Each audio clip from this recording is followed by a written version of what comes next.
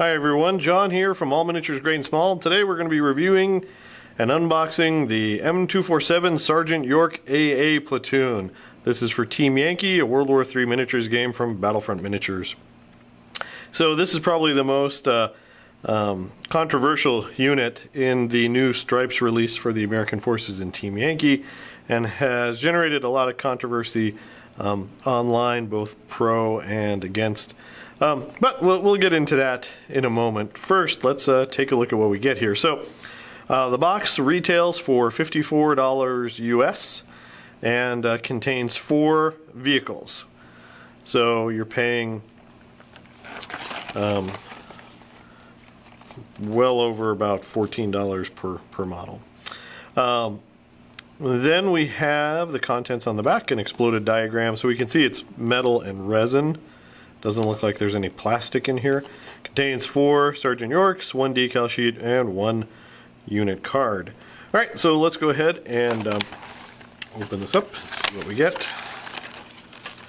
We have the plastic tub that's very common for Flames of War and Team Yankee for metal and plastic, or metal and resin.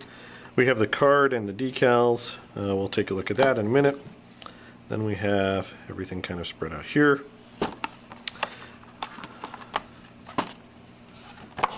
Okay, so the tracks are metal, and everything else looks like it's resin. Oh no, here we have guns, radar, all in metal as well. So let's start by taking a look at the hull.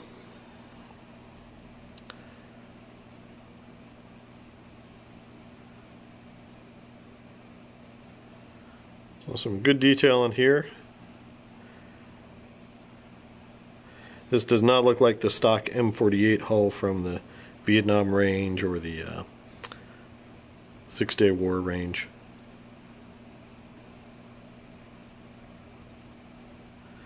So you get 4 of these.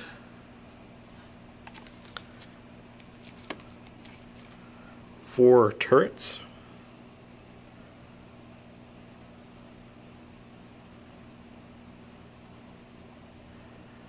Spots for the radar, the gun.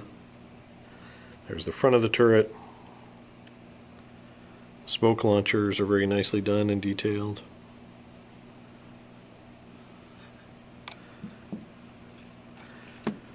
Then you have track detail.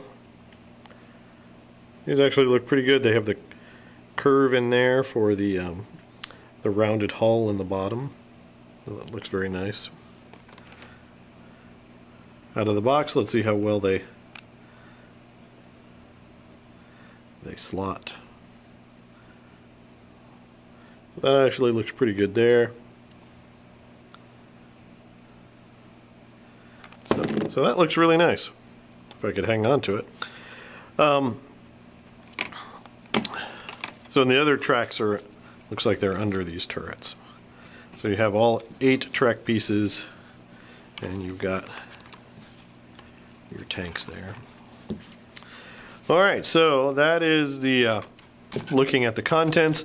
As always, we're going to go ahead and assemble some of these so you can get my opinion on the assembly process if there's any kind of hiccups or anything, but looks pretty simple out of the box.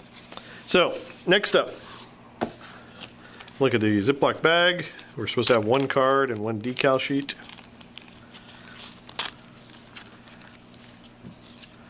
So the decal sheet, if you can see that, is basically the standard US vehicle sheet, nothing special or unique for the Sergeant York. And looking at the box art, I don't see any decals on these guys at all, so you might not need to use the decal sheet at all. That can go into your spares. And then let's take a look at the card. We'll go ahead and zoom in here. Alright, so first you have the platoon itself. So you've got, you can either take 2 or 4 Sergeant Yorks for basically 2 points apiece. The special rules are dedicated AA, infrared, and radar. So most of those are give you the ability to hit aircraft easier. Dedicated AA is full rate of fire at aircraft, and radar is no penalty for long range. Looking at the other side, we have the stats of the vehicle itself. So we can get the glare gone. All right, so we see, like most American units, it's got a courage of 4, a skill of 4, is hit on a 4, morale is 4, remounts on a 4, assault and counterattack are 5+, but again, this is a AA unit. You don't expect it to be assaulting or counterattacking, hopefully, unless something's gone very wrong for you in battle. Tactical wise, it moves pretty much like a tank. It's got a tactical of 10, terrain dash 14, cross country 20, road dash 24, cross on a 3+. Pretty much what's expected, considering this is really just an M48 with a different turret. And then the weapon is twin 40mm AA gun with a range of 24, halted rate of fire of 5, moving rate of fire of 4, anti-tank 7 with a 4+ firepower. And then that has the dedicated AA and radar. Now the radar is nice because it adds or changes the range to 36 when you are firing at aircraft. I think it's 36. Let's look on this backside. Yes. No 2-hit penalty for range over 16. Range is 36 inches when shooting at aircraft. So that adds 12 inches to the range when firing at aircraft. So halted unit of Sergeant Yorks, 4 of them, shooting 5 shots each. That's 20 shots total. Most Soviet stuff is hit on a 3 in the air. So that is going to do quite a bit of damage. The other nice thing is anti-tank 7 means that these guys can tear up BMPs, recon. Obviously they're not going to be hurting tanks, but anything else they can really tear into. And with a rate of fire of 5, that's not bad. They can actually tear a chunk out of infantry if they catch them out in the open. That's like having multiple machine guns with better firepower. So overall, do a quick review of this unit. I think the unit itself is great. It's what the Americans needed, another AA option. It's got further range than the VADs, which is something that most Americans have taken in their list since the game started. And it gives them a kind of an intermediate option. The other option is the Chaparral, which has long-range missiles.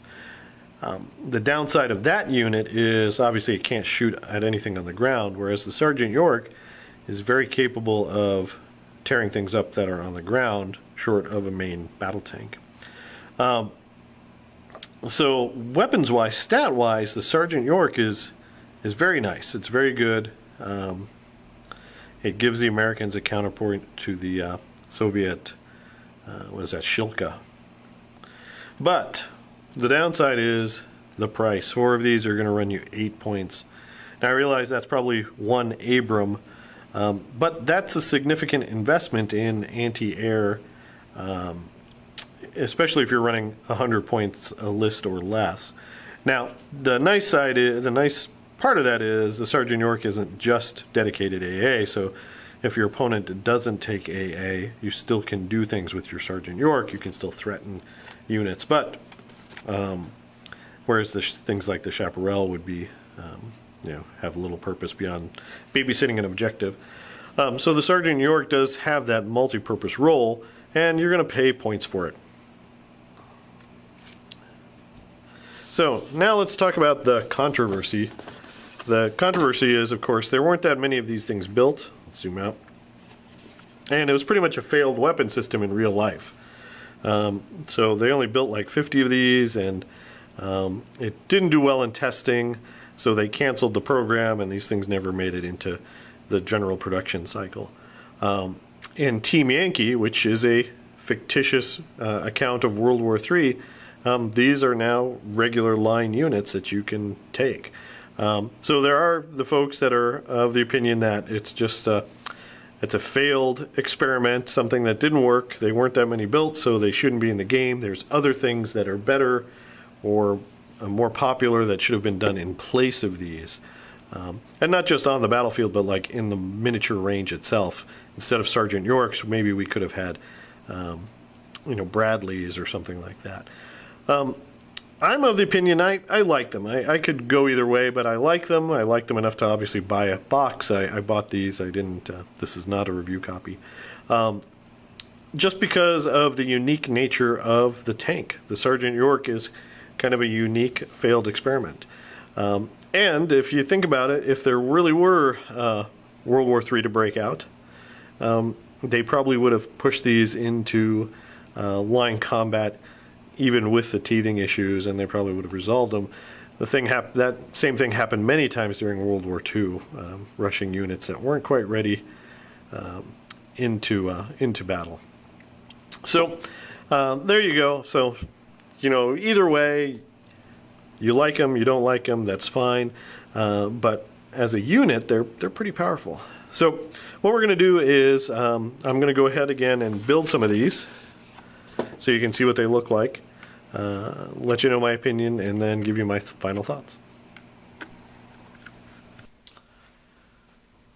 This, ladies and gentlemen, is the Sergeant York, and it is a beast. After assembling it, I really got the feeling, you really get the feeling of how big this tank really is. So it does use the M48 Patton, the older version of the Patton, as its base, as the hull. And you can see that quite easily when you take off the enormous turret. Assembly was, you're building a resin and metal model, so it's what you expect. There was some carving and sanding and wiggling to get this together, particularly the track pieces back here. There where these details kind of go over and the track kind of sets in underneath. You want to make sure you're well sanded, and then once you get it in, you want to make sure that it is balanced and even.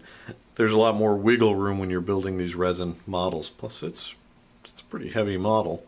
But it looks really good. The detail, we looked at these pieces earlier, is really nice, and it'll pop once it's painted.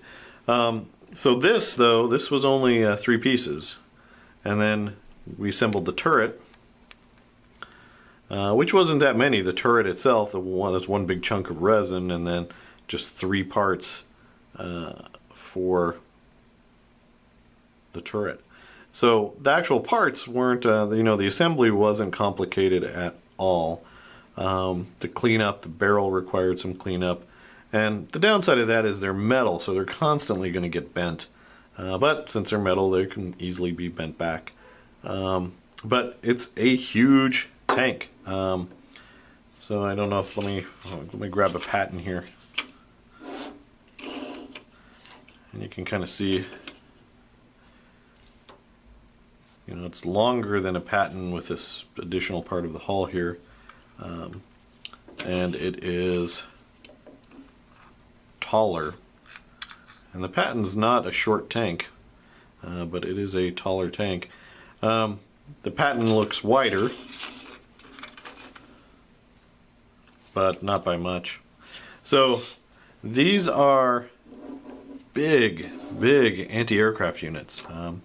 I wasn't quite prepared to realize how big they were, but I think they look cool. I think they look awesome, and I'm quite excited to get them painted and get them out on the battlefield.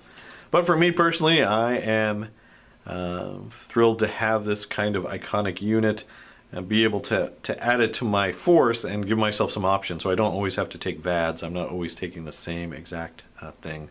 That said, I am looking forward to getting some chaparrals as well, but those will probably be a little bit further in the future. I at least want to get these guys on the field and play with them first. So there you go, guys. As always, thanks for watching. Let us know down in the comments below, Sergeant York, where do you fit, where do you fall in this controversy? Is it a controversy? Could you care less? I really could care less.